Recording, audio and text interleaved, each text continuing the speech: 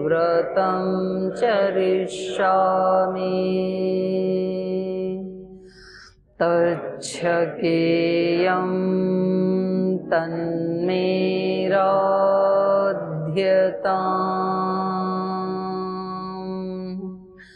इदमहमनृतात् सत्यमुपैमि ॐ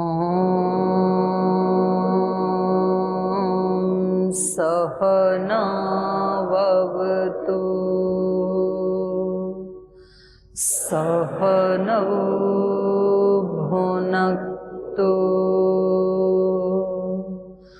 सह वीर्यं करवावहै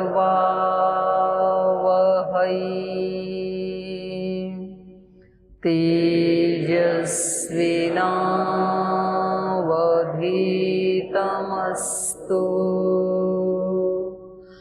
मा विद्विषावहै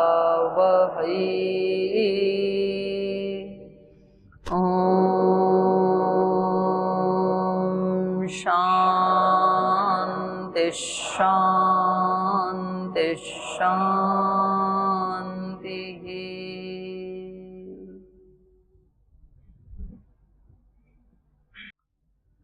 वाल्मीकि रामायण के अरण्य कांड का 19वां सर्ग। और श्री राम घर की भर्त्सना कर रहे हैं उसके आचरण को लेकर, उसके कार्यों को लेकर के, क्योंकि खर और उनका पूरा खानदान ये इस समय अपनी सत्ता, संपत्ति, समृद्धि और अपने सुयश को लेकर के बहुत ही एक अराजकता की स्थिति इन्होंने पैदा कर दी है। बहुत अहंकारी हो गए हैं। तो इसलिए श्री राम उनको बताते हैं कि वे तीनों लोकों का ईश्वर भी अगर कोई हो जाए, कोई आत्मा तपस्या आदि करके, तो भी अहंकार उसको नहीं करना चाहिए, क्योंकि अहंकार होते ही फिर वो ज्यादा देर या ज्यादा दिन टिक नहीं पाता है। तो एक तरह से कि अपने किसी गुण का या अपने किसी भी सामर्थ्य का जो अहंकार है वो ऐसे ही है जैसे कि किसी अच्छी सी लकड़ी में घुन लग जाए।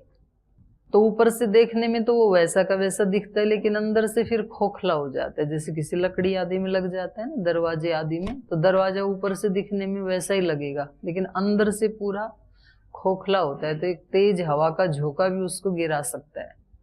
तो ऐसे ही आत्मा का भी ये जो दोष है अहंकार, ये उसको सबसे ज्यादा हानि पहुंचाता है।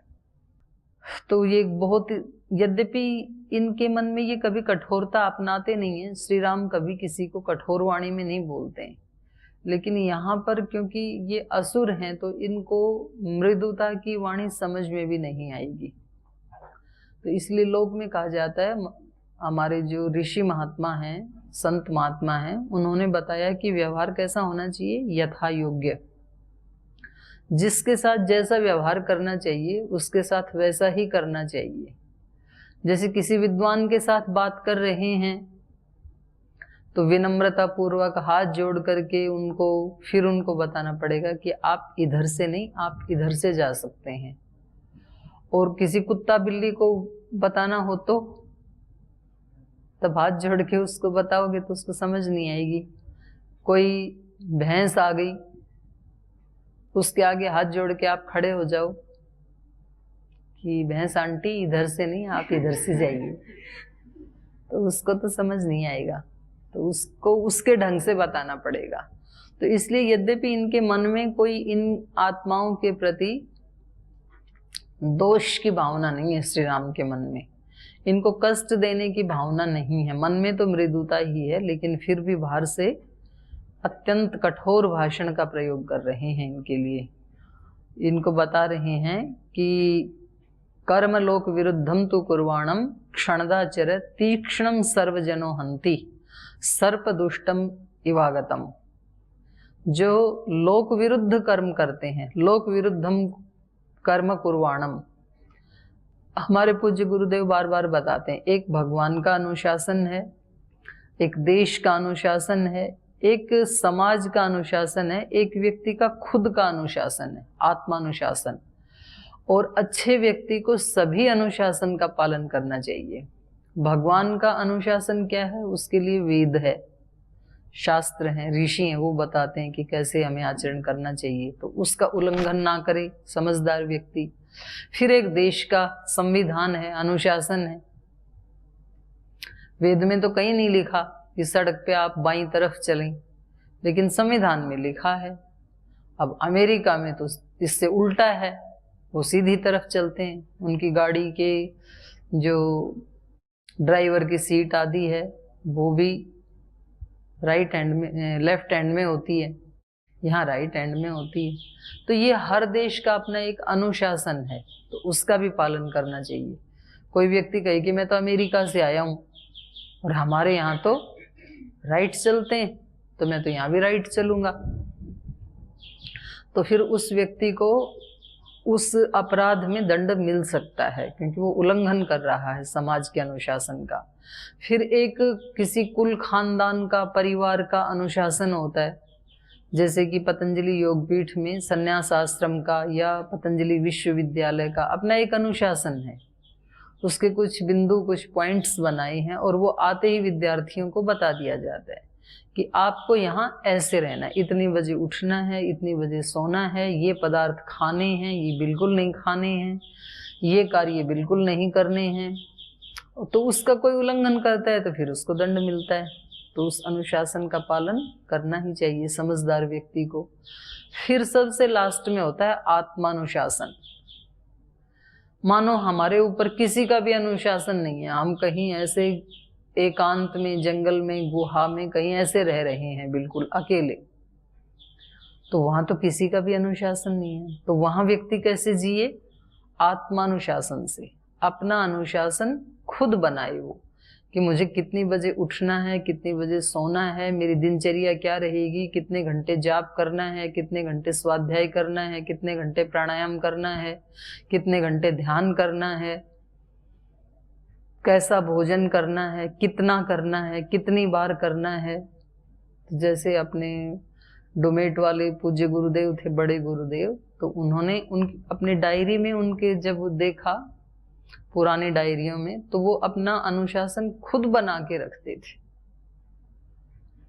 नहीं तो प्राय एकांत में जाकर के ना व्यक्ति बिल्कुल अनुशासनहीन हो जाता है। वो कब सोएगा कोई ठिकाना नहीं। किसी दिन 7 बजे सो जाएगा, दरवाजा बंद, किसी दिन 1 बजे तक जगता रहेगा, किसी दिन सुबह 3 बजे ही उठ जाएगा तो दूसरे को भी डिस्टर्ब करेगा, किसी दिन 7 बजे तक सोएगा, किसी दिन 4 बजे पाठ पढ़ाने लग जाएगा, किसी दिन पढ़ाएगा ही नहीं। तो जो ऐसे प्राय एकांत में रहते हैं वो अनुशासनहीन हो जाते हैं, तो वो व्यक्ति कभी भी आध्यात्मिक उपलब्धियों को प्राप्त नहीं कर सकते हैं। तो अनुशासन हमारे सारे शास्त्रों का भी जो स्टार्टिंग है वो अनुशासन से होती है। अथ शब्दानुशासनम, अथ योगानुशासनम। तो अनुशासन को बहुत महत्व दिया जाता है। तो ऐसे ही यहाँ रामायण में भी श्री राम खर को बता रहे हैं कि आपका जो आचरण है या आपके कुल खानदान का जो आचरण है वो कैसा है? लोक विरुद्ध है। आप लोक के अनुशासन का पालन नहीं कर रहे हैं। तो ऐसा जो व्यक्ति जो अनुशासन का पालन नहीं करता है, लोक विरुद्ध आचरण करता है, उसको सभी लोग मिलकर के ऐसे ही मार डालते हैं जैसे किसी विषधर सर्प को घर में आता हुआ देख करके घर के लोग उसको मार डालते हैं। तो मार डालने का मतलब सब लोग मिलकर के उस व्यक्ति की हत्या तो नहीं करेंगे जो लोक विरुद्ध आचरण कर रहा है। और यदि अत्यंत समाज के विरुद्ध ऐसा आचरण कर रहा है तो मार भी डालेंगे। लेकिन अगर वो थोड़ा भी लोगों के साथ मिलजुल के नहीं रहता है तो लोग फिर उसकी उपेक्षा कर देते हैं, तो वो भी मृत्यु जैसा ही है। एक बड़े संत हुए हैं इस शताब्दी के, पूज्य स्वामी सोमानंद जी महाराज जी, तो वो ऐसे बोलते थे, साधु तो कोई बिरला है, हिलमिल रहे बेलाग। साधक या योगी तो कोई बिरला है जो 8 पहर रहे जाग। 8 पहर मतलब 24 घंटे, एक प्रहर में 3 घंटे होते हैं। तो साधक तो कोई बिरला व्यक्ति होता है जो हमेशा जाग के रहता है। जागना मतलब जागरूक होकर के रहना। अब देखो, चाहे हम यहाँ रह रहे हैं या किसी भी आश्रम में कोई व्यक्ति रहता है, तो आश्रमों की भी अपनी दिनचर्या है। अब ठीक है, आप अपने घर से यहाँ आ गए, सन्यासी भी हो गए, लेकिन तो भी यहाँ आपकी जो दिनचर्या है वो मिनट टू मिनट ऐसे बंधी हुई है कि ऐसे तो घर वालों की भी नहीं होती है। अब आपके घर वाले आए और आपको कहें कि आपने यहाँ करके क्या फायदा निकाला, यहाँ तो आप अपनी मर्जी से 1 सेकंड भी कुछ कर ही नहीं सकते हो, तो आपसे अच्छे तो हम ही हैं। और फिर आपको भी लगे हाँ ये तो सही कह रहे हैं, यहाँ तो मतलब पूरी हमारी तो स्वाधीनता ही बाधित हो गई। हम ना अपनी मर्जी से हम ध्यान नहीं कर सकते, भजन नहीं कर सकते, आराम नहीं कर सकते, विश्राम नहीं कर सकते। तो देखो, हर जगह का कोई अनुशासन तो होता है, और अब हमें यहाँ रहना है तो हमें उस अनुशासन का पालन भी करना पड़ेगा। तो फिर कभी व्यक्ति के मन में ऐसे आ जाता है, खास करके सन्यासिनी बहनें और सन्यासी भाई के मन में, कि फिर हम साधना कैसे करेंगे। सारा टाइम तो हमारा पढ़ाई लिखाई में या तो सेवा करने में, उसी में बीत जाता है। तो लंबी साधना करने के लिए, समाधि लगाने के लिए, ध्यान लगाने के लिए तो टाइम मिलता ही नहीं है। तो वो हम कैसे करेंगे फिर। तो उसका उपाय एक ही है कि जो कुछ भी करें, सुबह से शाम तक कोई भी क्रिया, चाहे समूह में करें या अकेले करें, उस सब को हम योग बनाने की कोशिश करें। वो सब कुछ योग ही हो, वो सब कुछ साधना ही हो, सब कुछ पूजा ही हो, तब तो बात बनेगी। तो इसी बात को पूज्य स्वामी जी दूसरे ढंग से कहते थे, साधु तो कोई बिरला है हिलमिल रहे बेलाग, और योगी तो कोई बिरला है जो 8 प्रहर रहे जाग। साधक कौन है? जो 24 घंटे जागरूक रहे। केवल ध्यान के समय जागरूक ना हो कि मैं ध्यान में हूं या भगवान की भक्ति कर रहा हूं या अपने निःश्रेयस की प्राप्ति का कोई साधन कर रहा हूं।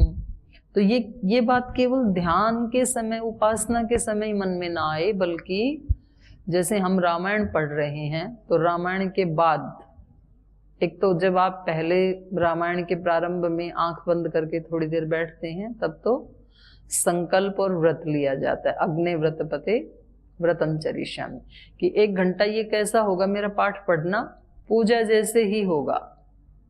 और फिर पढ़ने के बाद कि पाठ तो हमने पढ़ा, अच्छा भी लगा, लेकिन पूरे समय मेरे मन में भगवान की भक्ति की ही भावना बनी हुई थी, या मैं उस भावना को भूल गया था थोड़ी देर के बाद, या भूल गई थी।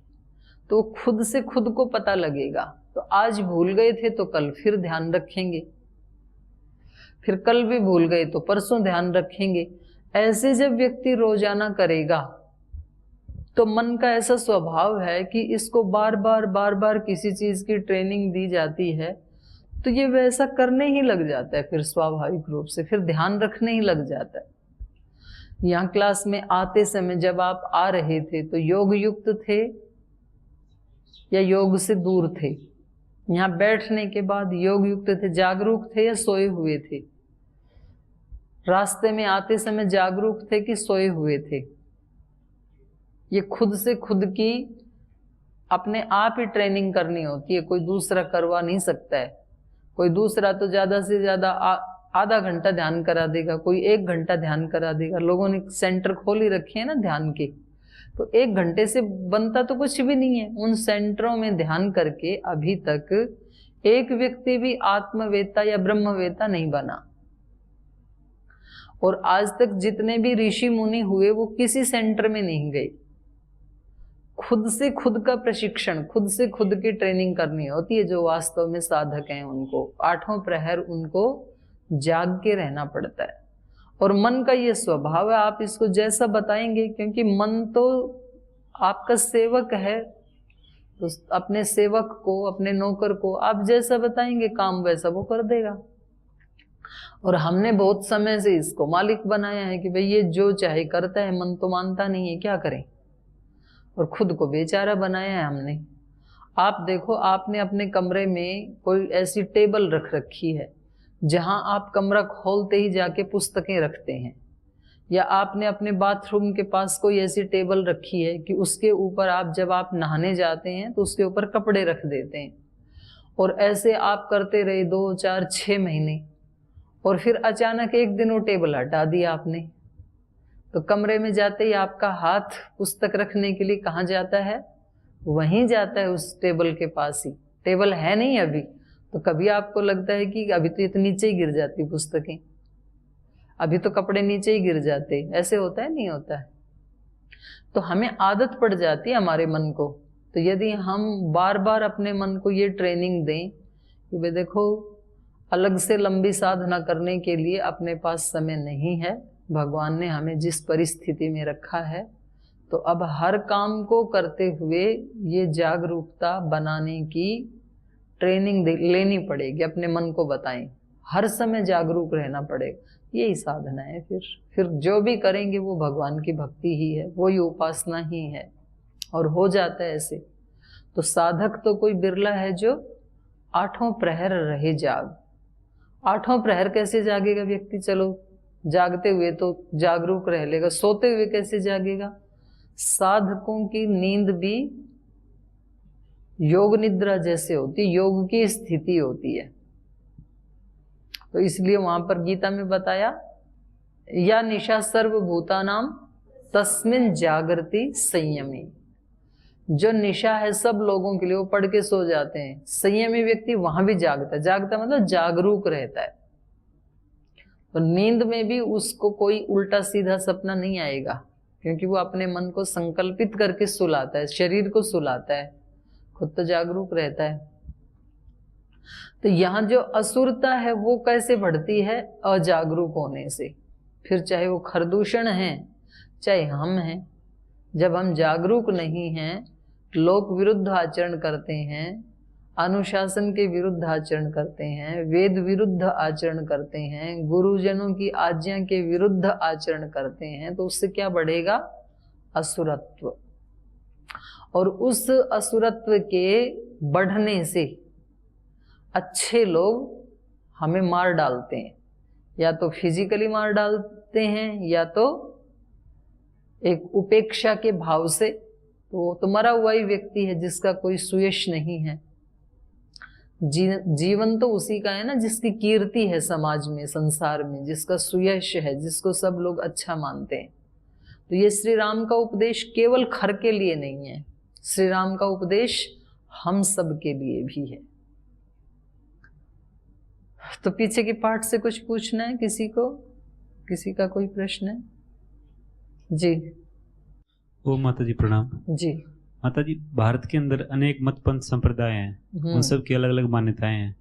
तो वर्तमान में या फिर प्राचीन काल में देखा जाए तो उनके बीच में मतभेद रहा, टकराव हुआ, तो उनके पीछे का कारण क्या हो सकता है? कि कहते हैं कि मतलब मार्ग अलग अलग है, मंजिल सब किए गए।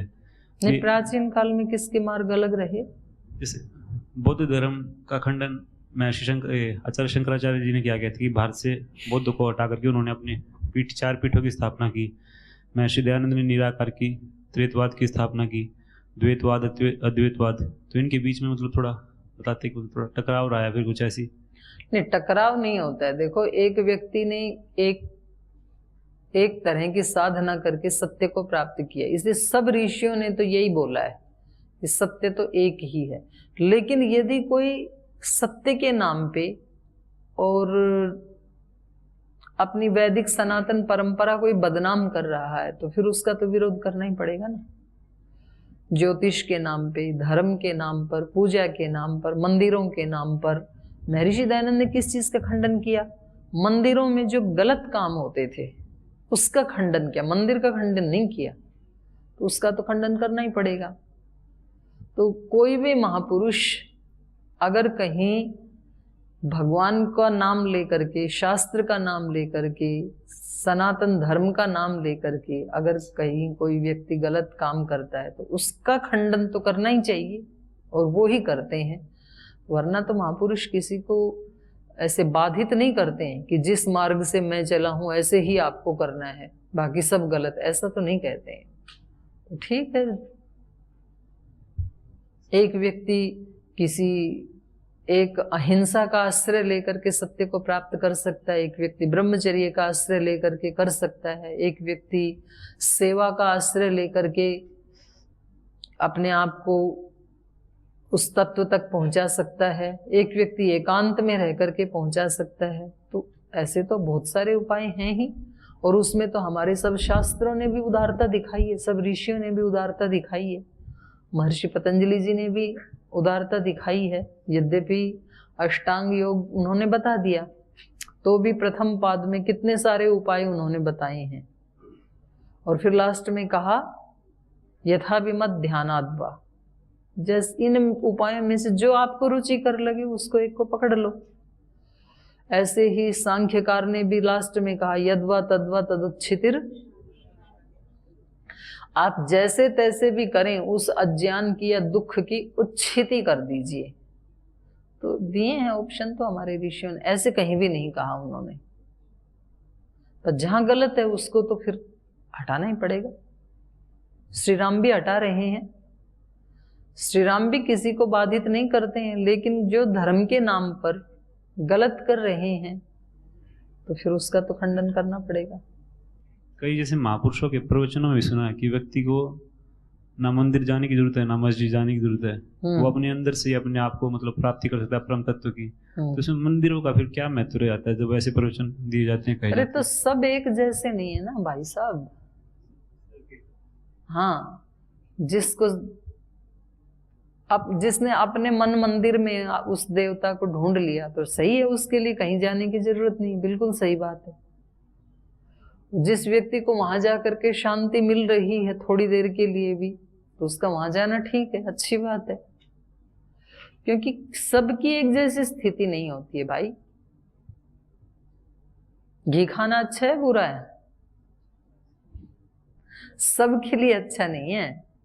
जिसका पहले से ही कोलेस्ट्रॉल बढ़ा हुआ है तो उसको तो बुरा बताएंगे ही ना। और भाई जो पुरुषार्थ कर रहा है, मेहनत कर रहा है, वो तो भले ही 250-300 ग्राम खा ले, उसको क्या दिक्कत है, खा सकते हो। तो सबकी स्थिति एक जैसी नहीं होती है, चित्त की स्थिति भी एक जैसी नहीं होती, शरीर की स्थिति भी एक जैसी नहीं होती, मनस्थिति भी एक जैसी नहीं होती। तो जिसको जिस उपाय से वो 2-4 कदम आगे बढ़ सकता है वो उसको अपनाना चाहिए। देखिए माता जी, कल हमने बौद्ध दर्शन जैन दर्शन पढ़ा माता जी, तो उसमें निरीश्वरवादी कहा जाता है उसको, ईश्वर को नहीं मानते। और नास्तिक दर्शनों में भी उसकी मतलब व्याख्या होती है कि उसको नास्तिक दर्शन के रूप में जो मतलब गौतम बुद्ध थे, महावीर जी थे, वो सम्मान की दृष्टि से हम सब जानते मानते भी उनको, निर्वाण की बात करते हैं वो, लेकिन ईश्वर को नहीं मानते। मतलब ईश्वर के बिना मानने का निर्वाण प्राप्त हो सकता है कभी जीवन में? नहीं, तो आप मान रहे हो तो आपको तो आके वो रोक नहीं रही ना। नहीं, लेकिन जो अब वो तो है भी नहीं इस धरती पे, तो आप क्यों जिद कर रहे हो कि मैं उनको भी ईश्वर मनवा के रहूंगा? मेरा प्रश्न ये था माता जी कि निर्वाण के लिए ईश्वर की आवश्यकता होती है या नहीं होती? अरे भाई ये उत्तर वो दे सकते हैं ना जी। मैं तो ईश्वर को मानने वाली ही हूं, तो मैं उनकी तरफ से उत्तर देने का हक नहीं रखती हूं। उनका जो दर्शन है, सिद्धांत है, उसका आंसर वो दे सकते हैं कि उन्होंने बिना ईश्वर को ईश्वर रूप में माने कैसे सत्य को प्राप्त किया। तो ये उत्तर तो वो दे सकते हैं, मैं कैसे हक रख सकती हूँ भाई उनके बारे में? तो हम तो अपनी बात कर सकते हैं भाई। देखो हमारी परंपरा में यही माता जी, बिना ईश्वर के माने निर्वाण को प्राप्त नहीं किया जा सकता, मुक्ति मोक्ष को। और मानने वालों ने कर लिया, सबने जो मानते हैं ईश्वर को, उन्होंने निर्वाण और मोक्ष प्राप्त कर लिया क्या सबने? ये चीजें बहुत ही छिछले लेवल की हैं। कौन क्या मानता है, कौन क्या मानता है ये महत्वपूर्ण नहीं है, माने हुए को कौन जीता है या नहीं जीता है ये महत्वपूर्ण है। योग को कौन मानता है या नहीं मानता है ये महत्वपूर्ण नहीं है, योग को कौन जीता है। जो योग करता है वो स्वस्थ होगा। तो संज्ञा भेद करने से तत्व भेद नहीं होता है, तत्व एक ही रहता है। आप उसको निर्वाण कहें, मोक्ष कहें, कोई एक सुप्रीम पावर कहें, ईश्वर कहें, ये संज्ञाओं के भेद हैं, तत्व के भेद नहीं है।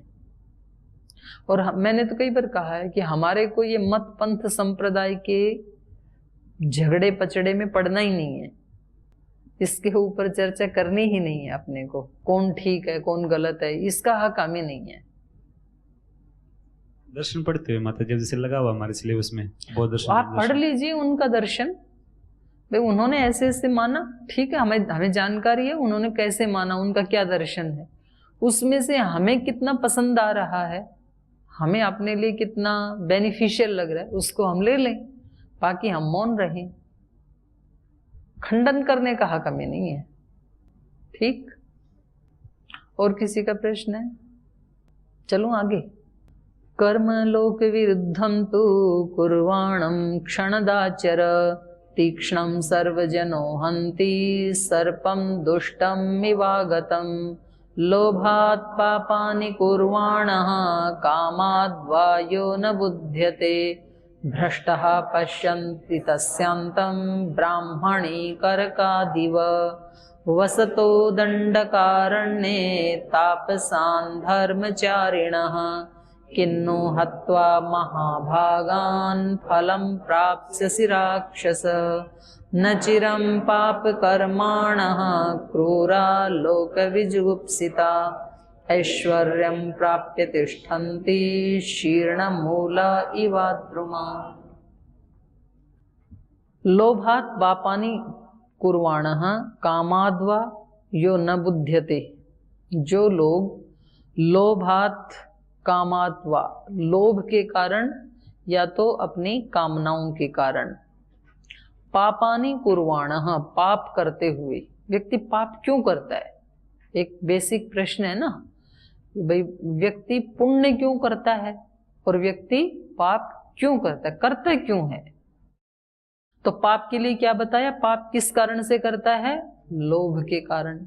जितना मिला है उतना पर्याप्त नहीं लगता उसको, इसलिए पाप करता है।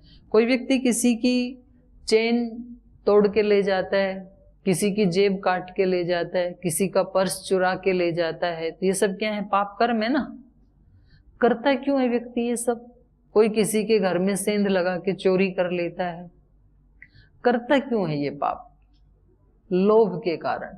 जितना धन उसके पास है, जितने संसाधन उसके पास हैं, वो उसको पर्याप्त नहीं लगते हैं। इतना मेरे पास है, ये पर्याप्त नहीं है, और चाहिए, तो और लोभ है उसको, इसके कारण वो पाप करता है। फिर जो दुराचार व्यभिचार आदि जिसको पाप कहा जाता है लोक में, वो व्यक्ति क्यों करता है? कामना के कारण। उसको सुख भोगने की कामना है।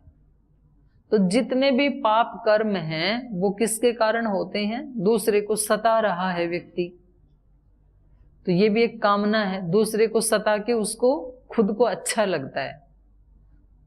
तो इस कामना को पूरा करने के लिए निर्दयता पूर्वक, कई बार मतलब जिस व्यक्ति को हम मार रहे हैं, पीट रहे हैं, उन्होंने हमारा अहित नहीं किया कुछ भी, पर हमें उनको तड़पाने में अच्छा लगता है। असुरों को, ऋषियों ने इनका कुछ बिगाड़ा थोड़े था, खरदूषण आदि का, वो तो अपने अरण्य में रह करके तपस्या कर रहे हैं, लेकिन इनको वो सुहाता नहीं। और इनको उनको सताना या उनको मार देना या उनको जेल में डाल देना, ऐसा करके इनको अच्छा लगता है।